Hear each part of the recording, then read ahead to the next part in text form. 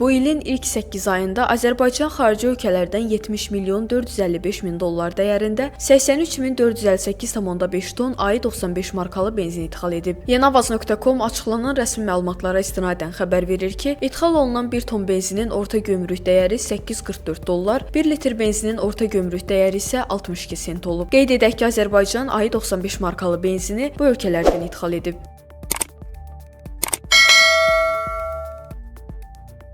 Məlumat üçün onu da qeyd edək ki, Azərbaycan bu ilin ilk 8 ayında Gürcüstana 2 milyon 777,5 min dollar dəyərində 4196,2 ton AI-95 markalı benzin ixrac edib. İxrac olunan benzinin 1 litrinin gömrük dəyəri 83 qəpik olub. Xatırladaq ki, bu ilin ilk yarısında Azərbaycanda 676,1 min ton avtomobil benzini istehsal olunub. İstehsal olunan avtomobil benzininin 98,7% və ya 667,3 min tonu AI-92 markalı, 1,3% və ya 8,8 min tonu isə AI-95 markalı benzin olub.